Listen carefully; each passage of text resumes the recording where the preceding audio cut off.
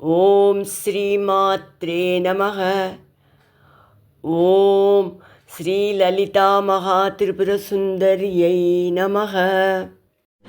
అభ్యాసాతిశయజ్ఞాత అభ్యాసాదిశయజ్ఞాత షడద్వాతీతరూపిణీ షడద్వాతీతరూపిణీ అవ్యాజకరుణామూర్తి అవ్యాజకరుణామూర్తి అజ్ఞానధ్వాంతదీపికా అజ్ఞానధ్వాంతదీపికా ఆబాలగోపవిదిత ఆబాలగోపవిదిత సర్వానుల్లంఘ్య శాసనా సర్వానుల్లంఘ్య శాసనా శ్రీచక్రరాజనిలయ శ్రీచక్రరాజనిలయ శ్రీమత్త్రిపురసుందరీ శ్రీమత్త్రిపురసుందరీ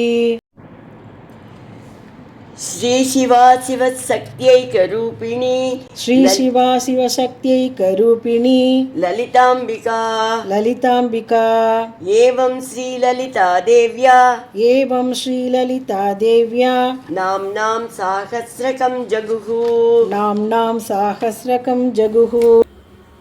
இப்போ இந்த ஸ்லோகங்களை நம்ம சேர்த்து பார்க்கலாம். అభ్యాసాతిశయజ్ఞాత షడద్వాతీతరూపిణీ అవ్యాజకరుణామూర్తి అజ్ఞానధ్వాంతదీపికా ఆబాలగోపవిదిత సర్వానుల్లంఘ్య శాసనా శ్రీచక్రరాజనిలయ శ్రీమత్త్రిపురసుందరీ శ్రీశివాశివశక్త్యైకరూపిణీ లలితాంబికా ఏవం శ్రీలలితాదేవ్యా నామ్నాం సాహస్రకం జగుః. ఇతి శ్రీబ్రహ్మాండపురాణే ఉత్తరఖండే శ్రీ హయగ్రీవాగస్త్య సంవాదే శ్రీలలితా సహస్రనామ స్తోత్ర కథనం సంపూర్ణం.